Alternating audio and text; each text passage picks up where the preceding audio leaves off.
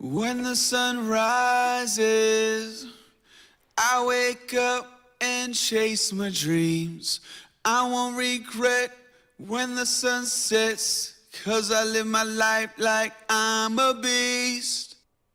Howdy, y'all. We're coming back at it doing a little bit of a back day, and like I've mentioned in my previous chest day video, I do a lot of this stretching. It really helps my broken shoulder. And I kind of start off just about every morning doing this type of stretching.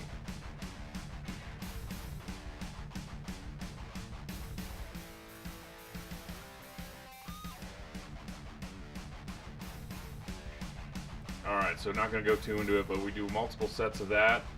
Now also, you want to warm up your hamstrings and your lower back, and the best way to do that is back extensions. Now if you have a bad back like mine, or if you have a sore back, you don't have to hyperextend, meaning you do not have to go past a straight line. Just going where your body's in a straight line is perfectly acceptable. Doing a few sets of these just to kind of warm up. This isn't supposed to be a workout per se, this is supposed to be a warm up and activating those muscles in the posterior chain.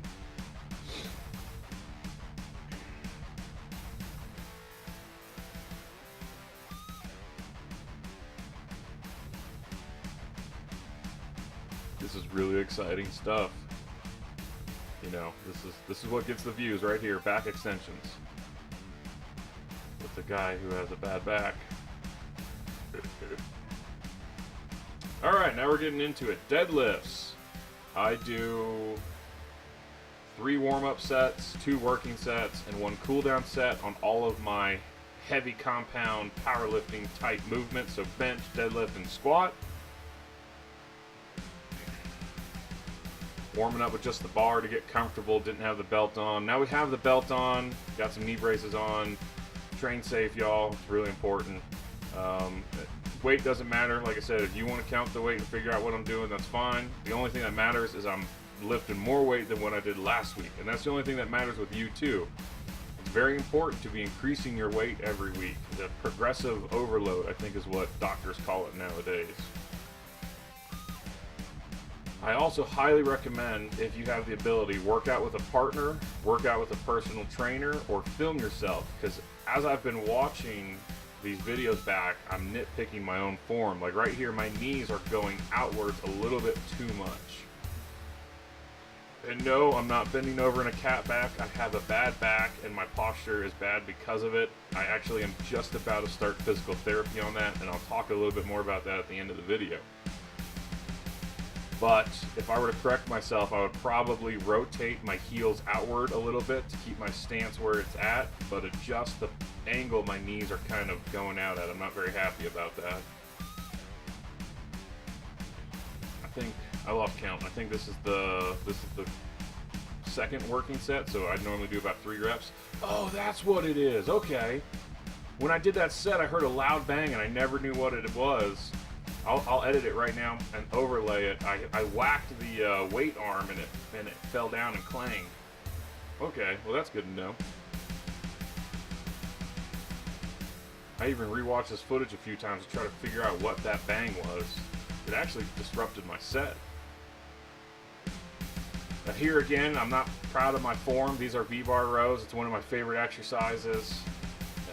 I need to actually drop the weight and work on my form. I'm standing too far upright, and although it does still activate the lats, it's not specifying that tension on the lats. It's using a lot of other muscles, but because the weight's so heavy, I have to kind of deadlift it up, and it makes me stand up a little bit straighter. So this may look good, but it's not as effective as if I did less weight with better form.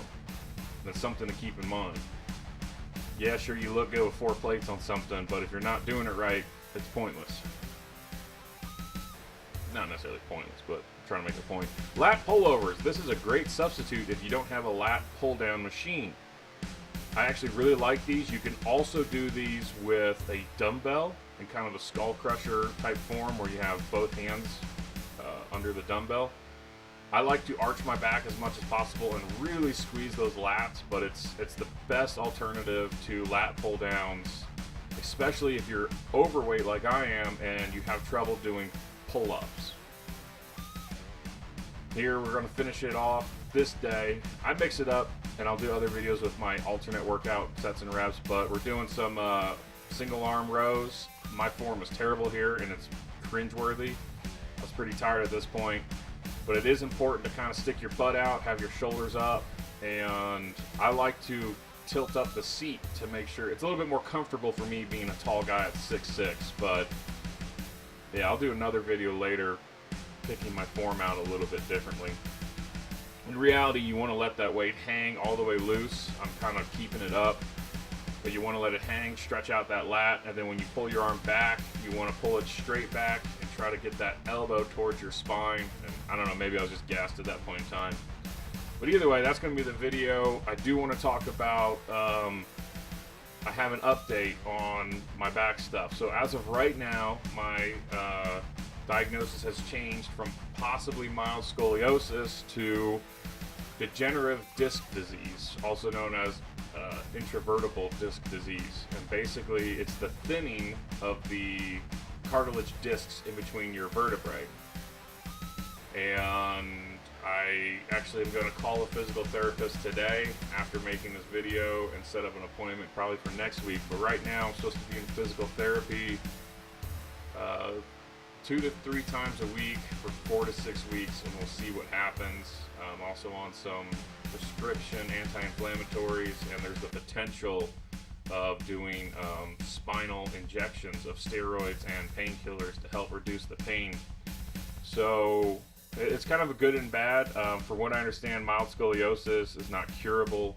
It is something you can only prevent from getting worse as you get older, whereas the new diagnostic of degenerative disc disorder also can be known as osteoarthritis. It's not necessarily curable either, but you do have the potential to completely alleviate your pain, whereas with mild scoliosis, from what I understood, I would be in pain the rest of my life. We could just try to make it not as bad and keep it from getting worse. But if we caught the DDD, which is what it's known as, soon enough, it's not reversible, but it might be able to, with physical therapy, to alleviate pain, which is great because I've been in pain for 3 years now. So I might do some videos actually with physical therapy. Kind of, you know, actually comment on this video if that's something that you care about. Positive comments only. But if that's something that you might want to see, I'll do some videos of it. Make sure it's okay with the company, but you know, it's just another thing. It's not an excuse. You can't view it as an excuse. You got to view it as a motivator, because when I get to my goals, when I reach my weightlifting goals, and when I reach my body transformation goals, it's not going to be because of good genetics, and it's not going to be easy. It's going to be hard. It's going to be difficult. I'm going to be able to post those before and after pictures, and that transformation is going to happen through broken bones and surgeries, and now degenerative back disorders and all this other stuff, and heart surgeries. So don't ever let that stuff hold you back. You know, if you thought you were going to be walking up a hill and instead you've got a mountain, well, you better put on some climbing boots and you're going to climb that mountain, because it's going to make getting to that top even sweeter with all of these struggles any of us have in life. So just keep on pushing. That's going to be it for me for now. I ended up talking a little bit more than I wanted to, but I wanted to share that information with you guys. And well, actually, no, hold on, an update. I applied for membership at a gun range, so if you're into some gun videos, those might be coming out soon enough. And if not, well, stick to some of my other videos. But until next time, stay safe, shoot straight, and I'll see you later.